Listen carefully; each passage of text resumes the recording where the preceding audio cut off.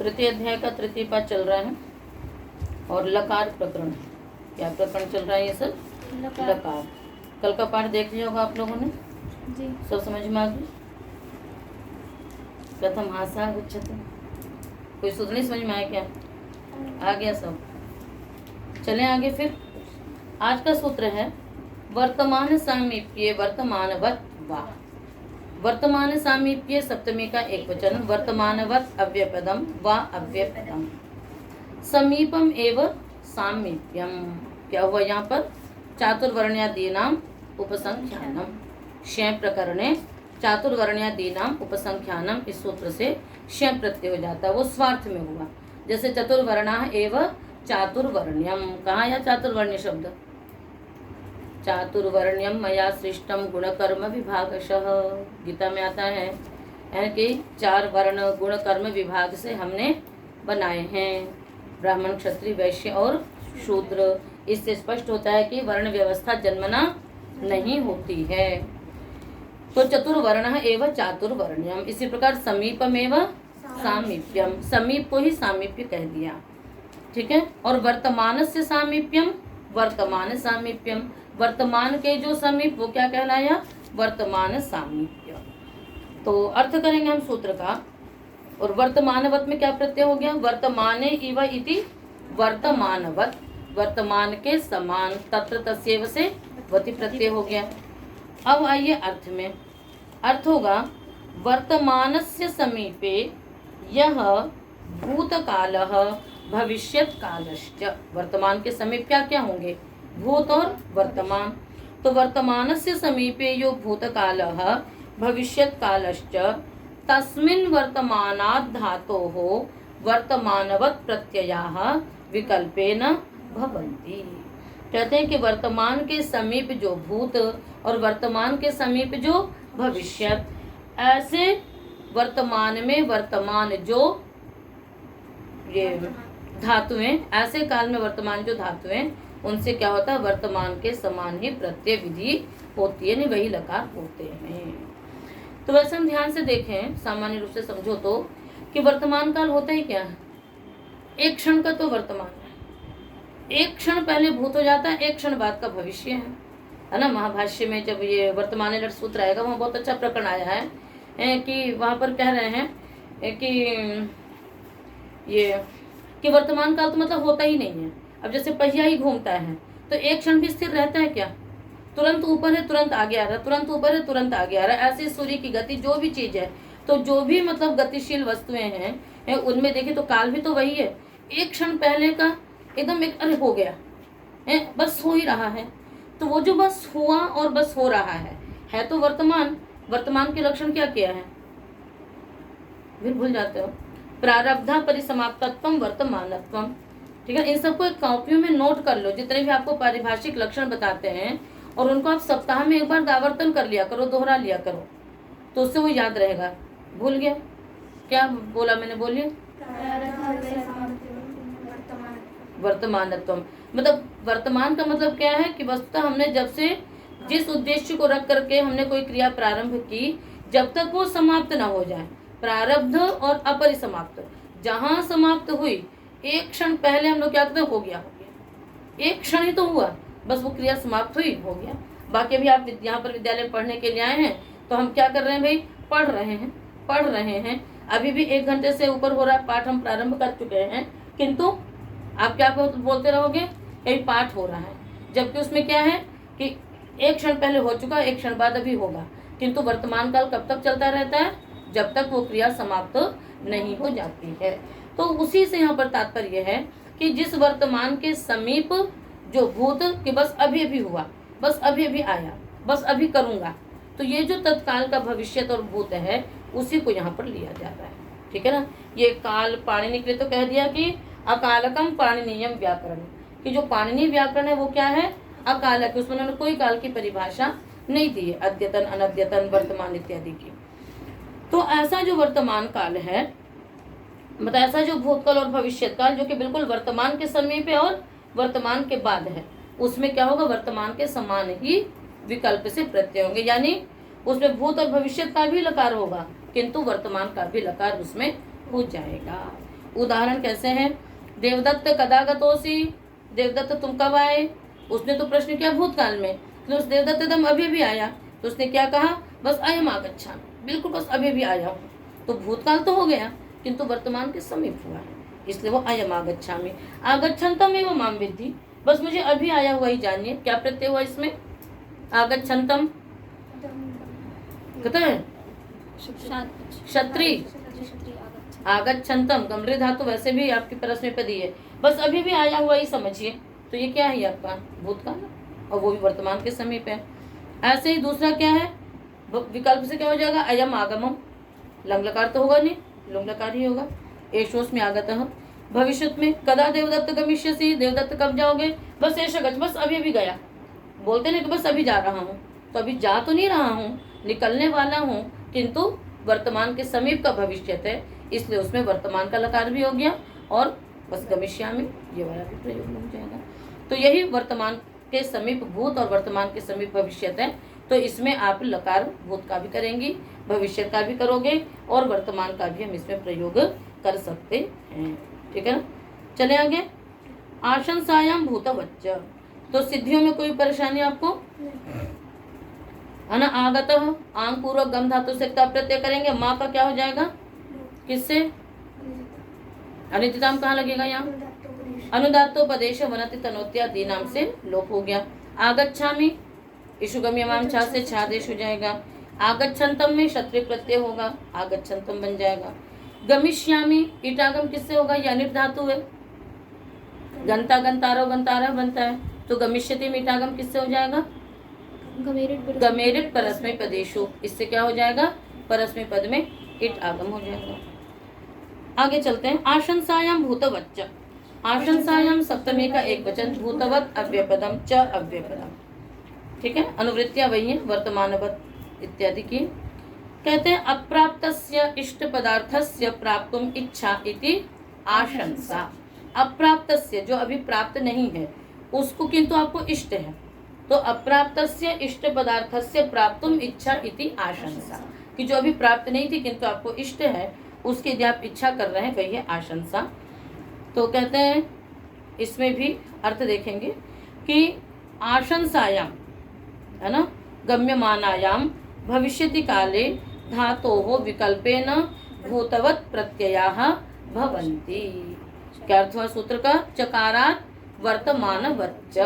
फिर से अर्थ कर लीजिए। आशंसायां गम्यमानायां भविष्यति काले भूतवत् प्रत्ययाः भवन्ति चकारात् वर्तमानवच्च। आशंसा गम्यमान हो तो क्या होगा? भूतकाल के समान प्रत्यय होंगे, चकार से वर्तमान काल के समान। भविष्यत काल विधान क्यों करना पड़ा?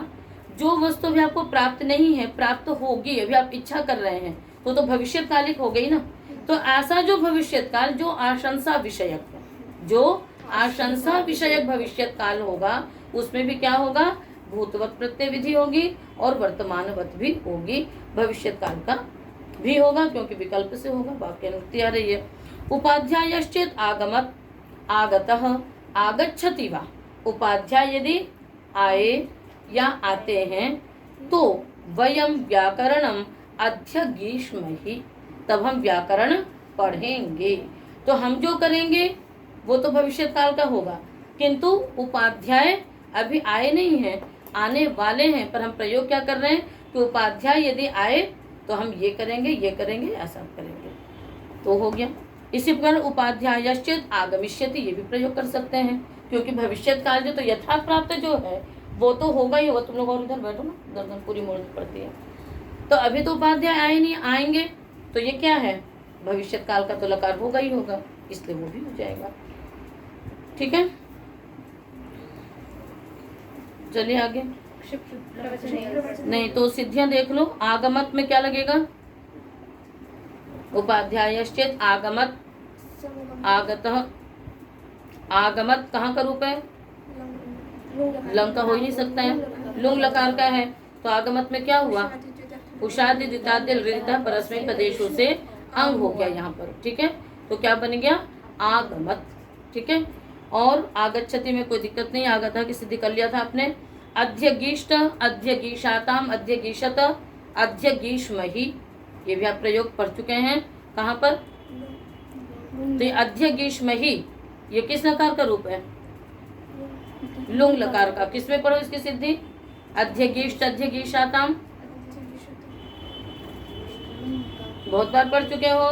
गांकुटा दिव्योनिगित में ही पढ़ चुकी हैं आप सिद्धियां उसकी, इसलिए मैं सिद्धियां दोबारा नहीं कर रही हूँ, पर ये प्रयोग बता रहे हैं कि अध्यगीष्महि ये भूतकाल का प्रयोग हुआ। अधि, महे, अधीतवन्तः ये सब भूतकाल और लट्लकार के प्रयोग हुए, और साथ में भविष्य काल का तो हो ही जाएगा। क्या बन जाएगा उसमें? उपाध्यायश्चेत् आगमिष्यति वयम व्याकरणम अध्येष्यामहे। अधीते शब्द के ये रूप हैं। अधीते मतलब पढ़ता है। धातु क्या है उसमें? अधि उपसर्ग इंग अध्ययन धातु। अधीते के 10 लकारों में रूप आप लोग कल पक्के कर लेना, ठीक है।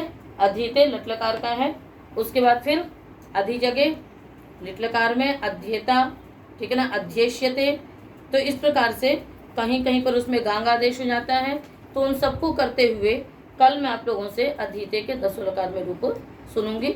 याद तो है आप लोगों को, पर एक बार उसी बहाने आवृत्ति कर लेनी चाहिए। कुछ धातुएं कठिन हैं, कुछ सरल हैं। जो सरल हैं आप उनको रोज नहीं भी दोहराते हैं, किंतु ठीक है, अब आगे आप लोगों के और विषय बढ़ते जा रहे हैं। किंतु जो ऐसी धातुएं जिनके रूप बार बार मुख में नहीं चढ़ पाते हैं, और जो धातुएं सरल होती हैं उनको हम लोग बचपन में रटवा भी देते हैं, तो ये वाली धातुएं उतनी मुख में नहीं चढ़ती हैं। तो सप्ताह में एक बार कम से कम उनके रूप यदि आप लोग दोहरा लोगे तो आपको स्मरण रहेगा। उसी के अंतर्गत अधीते है, शेते है, हंती है, दोग्धी है, रुणद्धि है, भिन्नति है, जुहोती है, दोग्धी है। तो इस प्रकार की जो धातुएं हैं जिनके रूप दिमाग से उतर जाते हैं बार बार, उनको आप लोग दोहरा लिया करिए। आ रहा समझ में? चलिए आगे।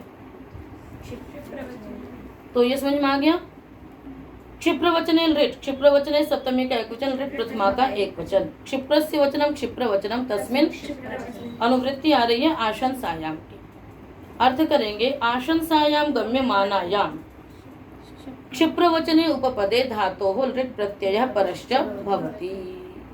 ठीक है, आशंसायाम गम्यमानायाम क्षिप्र वचने उपपदे धातोः लृट प्रत्ययः परश्च भवति। आशंसा गम्यमान है, किंतु यदि क्षिप्र वचन शब्द उपपद में रख दिए। पहले वाले सूत्र में क्या था कि बस आशंसा गम्यमान है तो भूतवत प्रत्यय विधि हो गई। इसमें क्या है कि यदि आशंसा गम्यमान है और क्षिप्र वचन शब्द यदि उपपद में हो गया, ठीक है ना, जैसे आशु, शीघ्रम, क्षिप्रम इत्यादि, तो क्या होता है? तब लृट प्रत्यय होता है। उदाहरण बनाएंगे। पहले में भूतवत की प्राप्ति थी, इसमें उसने मना कर दिया। उपाध्यायश्चेत् क्षिप्रम त्वरितम आशु शीघ्रम, है ना, आगमिष्यति वयम क्षिप्रम त्वरितम शीघ्रम किम करिष्यामहे, व्याकरणम अध्येष्यामहे। तो यहाँ पर क्षिप्र शब्द का प्रयोग कर दिया। जब क्षिप्र का प्रयोग कर दिया तो स्पष्ट भविष्यत काल हो गया, ठीक है ना। तो इस कारण से यहाँ पर भूतवत प्रत्यय विधि नहीं रहेगी। यदि आपने क्षिप्र वचन शब्द उपपद में रख दिया तो वहां पर क्या हो जाएगा? लृट लकार का ही प्रयोग होगा, यानी भविष्यत काल का ही लकार प्रयोग में होगा। तो अध्येष्यामहे में कोई दिक्कत नहीं है। अधि, है ना, ई स्या गुण हो जाएगा, अधि ए यनादेश अध्येष्यामहे, अध्येष्यामहे बन जाता है। आशंसा वचने लिंग, आशंसा वचने सप्तमी का एक वचन, लिंग प्रथमा का एक वचन। आशंसा उच्यते अनेन तत् आशंसा वचनम। आशंसा आपको बता ही चुके हैं। अब प्राप्तस्य, है ना, इष्ट पदार्थस्य प्राप्तुम इच्छा इति आशंसा। कहते हैं आशंसा उच्यते अनेन, जिसके द्वारा आशंसा अभिव्यक्त हो रही हो, ऐसा शब्द, ठीक है। तो आशंसा इत्यादि शब्दों को ले लेंगे हम, तो उसमें भी क्या होगा? अर्थ करते हैं आशंसा वचने उपपदे धातोः लिंग प्रत्ययः परश्च भवति। यदि आशंसा वचन शब्द उपपद में है तो धातु से लिंग प्रत्यय होता है। उदाहरण है उपाध्यायश्चेत् आगच्छेत् आशंसे अवकल्पयेवा युक्तः अधीयेय। यदि उपाध्याय आएंगे तो हम, है ना, आशा करते हैं, हमें आशा है कि हम मन लगा करके पढ़ेंगे। तो यहाँ पर आशंसे, अवकल्पये, ये सब आशंसा वचन शब्द हैं, तो इनके उपपद रहने पर लिंग लकार हो गया। यहाँ पर भूतवत अथवा भविष्यवत प्रत्यय विधि नहीं होगी।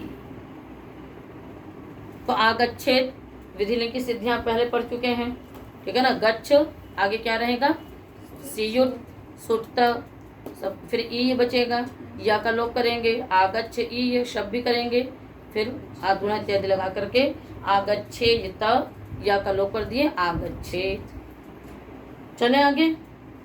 अच्छा, अधि की सिद्धि कैसे होगी, अधिपूर्वक इंग धातु रखिए, इट आगम कर लीजिए, तो आगम कह रहे हैं, उत्तम पुरुष के एक वचन का इट आएगा यहाँ पर, तो स्थिति क्या रखेंगे, आधि इंग ई, फिर लिंग से युट लगा लेंगे, आधि ई सी युट, और यहाँ पर क्या होता है, इटोत सूत्र लग जाता है कि लिंग संबंधी इट को अत आदेश हो जाता है, तो जो इट है उसको आपने क्या कर दिया, अत कर दिया, तो आधि ई सी अ, क्या स्थिति हो गई, आधि ई सी अ।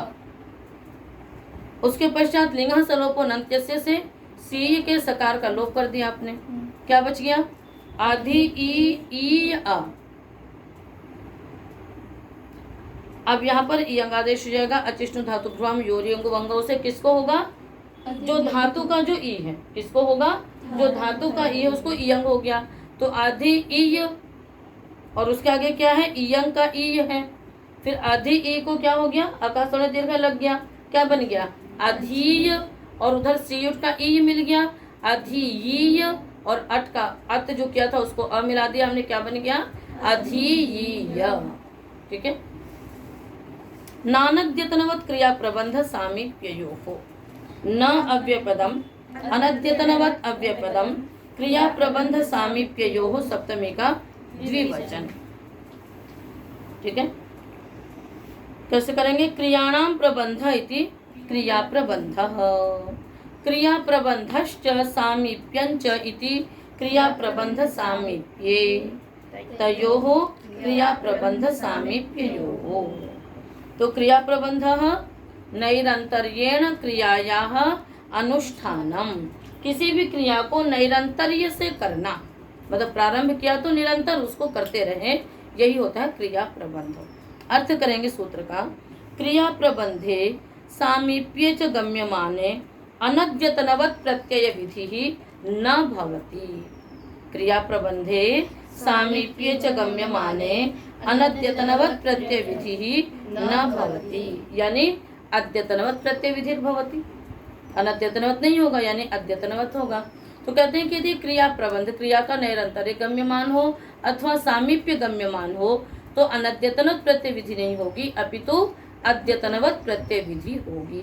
अद्यतनवत् मतलब क्या हो गया, यदि भविष्यत काल है तो लृट लकार होगा, और यदि भूत है तो लुंग लकार होगा, लंग लकार नहीं होगा।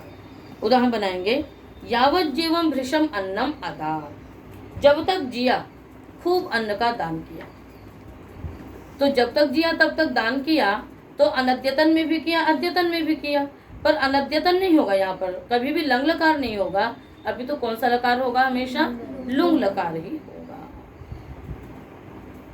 भृशम अन्नम दास्यति, लृट लकार में क्या होगा, भृशम अन्नम दास्यति, लुट नहीं होगा क्योंकि अनद्यतने लुट है।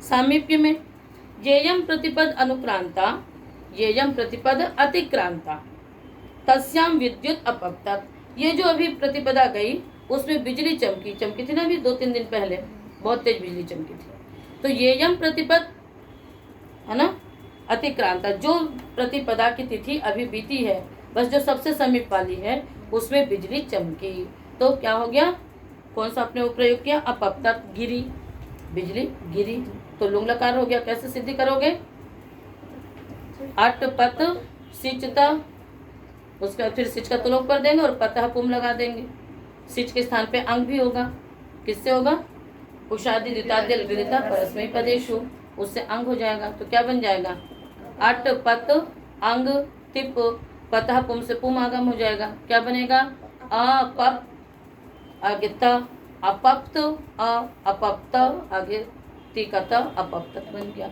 तो अपप्तत बना। इसी प्रकार से है, और इसी का देख लीजिए, है ना, वृक्षम अभैत्सित है कि बिजली गिरी और उसने क्या किया, पेड़ों को तोड़ दिया, इतनी आंधी चली कि वृक्ष क्या हो गए, छिन्न भिन्न हो गए, अभैत्सित। मार्गम अरौत्सित, जब पेड़ टूट करके गिर गया तो मार्ग भी अपने आप क्या हो गया, अवरुद्ध हो गया। तो ये तो भूतकाल का हो गया। अब ऐसे भविष्य काल का भी सामीप्य ले लीजिए। योयम रविवासरः आगामी तस्मिन नगरांतरम यास्यामः, अभी जो रविवार आने वाला है ना, तस्मिन उस रविवार में हम क्या करेंगे, दूसरे नगर को जाएंगे। धनम दास्यामः पुस्तकम ग्रहीष्यामः, कुछ भी प्रयोग कर सकते हो। तो उन सब में क्या होगा कि यदि आप सामीप्य का प्रयोग करके वो कर रहे हैं तो उसमें लुट लकार नहीं होगा, अनद्यतन प्रतिविधि नहीं होगी, अपितु अद्यतन यानी लृट लकार ही हो जाएगा। तो इस प्रकार से ये अभैसित की सिद्धि आप लोग कर सकते हो। अट भिद सिच ईट टिप, वृद्धि कर लेंगे किससे, सिच वृद्धि इगंतम को करता है। तो अभैत सिच ईट टिप अभैत सिद्ध बन जाएगा, अरोचित बन जाएगा। अब तक की सिद्धि आपको बताया ही, बाकी अभैत सिद्ध, अच्छैत सिद्ध इत्यादि की सिद्धि हमने आपको पढ़ा चुके हैं लोक लकार में। ठीक है। भविष्यति मर्यादा वचने वरस्मिन, भविष्यति सप्तमी का एकवचन, मर्यादा वचने सप्तमी का एकवचन, अवरस्मिन सप्तमी का एकवचन। मर्यादा उच्यते अनेन इति मर्यादा वचनम, मर्यादा जिसके द्वारा कही जाए ऐसे जो शब्द। अर्थ होगा सूत्र का, अनुवृत्ति आ रही है नानाद्यतनवत की। मर्यादा वचने शब्दे उपपदे, मर्यादा वचने शब्दे उपपदे, अवरस्मिन् प्रविभागे भविष्यति काले धातोः अनद्यतनवत् प्रत्यय विधि ही न भवति। बोलिए अर्थ क्या हुआ सूत्र का, मर्यादा वचने शब्दे उपपदे अवरस्मिन् प्रविभागे भविष्यति काले धातोः अनद्यतनवत् प्रत्यय विधि ही न भवति। कहते यदि मर्यादा वचन शब्द उपपद में है तो जो अवरस्मिन प्रविभाग है, मतलब इधर इधर का जो भाग है उसमें अनद्यतनवत् प्रत्यय विधि नहीं होगी, अपितु अद्यतनवत् ही होगी। जैसे योयम अथवा गंतव्य आपाटलिपुत्रा, तो यहाँ मर्यादा वचन शब्द दे दिया कि ये जो मार्ग जाएगा पाटलिपुत्र तक, ये मर्यादा वचन हो गया। अब उसका जो इधर का प्रविभाग है उसमें क्या होगा, तस्य यद अवरम कौशाम्ब्याः तत्र द्विओदनम भोक्ष्यामहे तत्र सक्तून पास्यामः। कहीं यात्रा की योजना बन, कहाँ ध्यान है तुम्हारा आज? तो कहीं यात्रा की योजना बन रही है, उसमें बैठ करके विद्यार्थी आपस में अपने वो कर रहे हैं कि ये जो मार्ग वहाँ तक जाएगा उसमें इससे इधर इधर तक में हम लोग ये ले लेंगे, उसके आगे ये कर लेंगे। तो बस वही है, योयम अथवा गंतव्यः आपाटलिपुत्रात् तस्मिन् यद अवरः प्रविभागः, जो इधर का समय है कौशाम्बी तक का, उसमें हम 2 बार चावल खाएंगे या फिर सत्तू पी लेंगे। इस प्रकार से इसका प्रयोग उन्होंने कर लिया। तो मर्यादा वचन शब्द आपने देख लिया, आपाटलिपुत्रः। ठीक है। अगला सूत्र है काल विभागे चानहो रात्राणाम, काल विभागे सप्तमी का एक वचन, च अव्ययपदम, और अनहोरात्राणाम षष्ठी का बहुवचन। कालस्य विभागः काल विभागः तस्मिन् अहानि च रात्रयश्च इति अहोरात्राणि, न अहोरात्राणि अनहोरात्राणि तेषाम् अनहोरात्राणाम। भविष्यति मर्यादा वचने वरस्मिन् की अनुवृत्ति है और नानद्यतनवत् इत्यादि की है। अर्थ होगा सूत्र का, काल मर्यादायाम अवरस्मिन् प्रविभागे, ऊपर कुछ नहीं कहा था, ऊपर केवल सामान्य रूप से दे दिया था, ठीक है ना। किंतु यहाँ पर क्या हो रहा है, यहाँ पर ऊपर इसलिए मार्ग में कर दिया, जब इसमें काल का कह दिया तो ऊपर वाला सूत्र किसके लिए बन गया था, मार्ग के लिए हो गया था।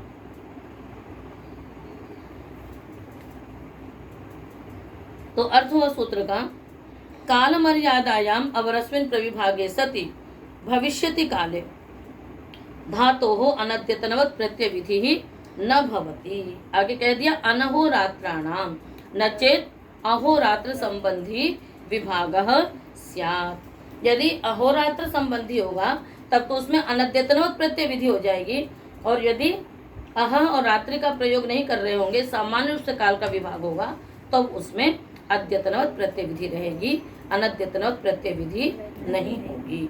उदाहरण है जैसे योयम संवत्सरः आगामी, अब ये संवत्सर का बात हो गई, दिन और रात्र नहीं है, अहोरात्र नहीं है।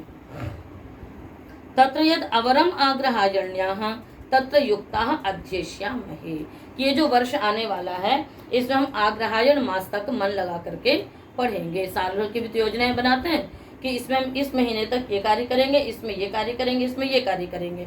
तो ये पूरे संवत्सर को लेके चल रहे हैं, दिन और रात को नहीं चल रहे हैं कि ये जो सप्ताह आने वाला है तो ऐसा नहीं, अभी तो पूरा संवत्सर ले लिया। तत्र ओदनम भोक्ष्यामहे, कि हम उसमें ओदन ग्रहण करेंगे। तो समझ में आ रहा नहीं आ रहा है? आप लोग सोचेंगे कि तो प्रयोग नहीं होता है, संस्कृत प्रतिदिन का वैसा संभाषण नहीं इसलिए नहीं होता है, किंतु सामान्य से ऐसी बातें तो चलती रहती हैं। तो बस यही है यहाँ पर। अगला देखिए, परस्मिन विभाषा। परस्मिन सप्तमी का एक वचन, विभाषा प्रथमा का एक वचन। अनुवृत्तियां हैं काल विभागे चानहोरात्राणाम और भविष्यति, है ना, मर्यादा वचने की है। अब रश्मिन की अनुवृत्ति नहीं आएगी क्योंकि परस्मिन कह रहा है। अर्थ करो सूत्र का। भविष्यति काले मर्यादा वचने कालस्य परस्मिन प्रविभागे सति। मर्यादा वचने भविष्यति काले कालस्य परस्मिन प्रविभागे सति धातोः विकल्पेन अनद्यतनवत् प्रत्यय विधि ही न भवति।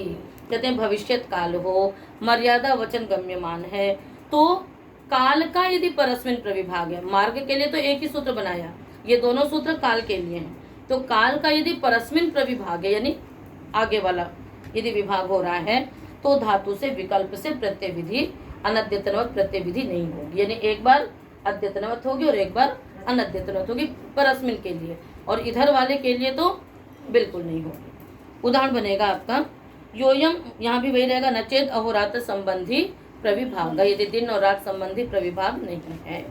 उदाहरण है योयम संवत्सर आगामी तत्र यत् परम आग्रहायण्यः, जो वर्ष आने वाला है उसके आग्रहायण के बाद, आग्रहण तक तो विविध प्रकार के कार्यक्रमों में है, उसके बाद हम मन लगा करके पढ़ेंगे। तो तत्र युक्तः अध्येष्यामहे अथवा अध्येतास्महे, दोनों बन जाएगा। विकल्प से है तो एक बार ऋट लकार होगा और एक बार लुट लकार होगा। तत्र सप्तून पास्यामः सप्तून पातास्मः, है कि उसके आगे का जो समय आएगा हम उसमें मन लगा करके पढ़ेंगे और वो चावल खाएंगे, सत्तू पिएंगे, जो भी योजनाएं बना रहे हैं। तो यदि परस्मिन प्रविभाग है तो विकल्प से होगा, और रस्मिन प्रविभाग है तो अनद्यतनवत् प्रत्यय विधि उसमें नहीं होगी। एक शर्त डाल दी कि दिन और रात संबंधी विभाग नहीं होना चाहिए।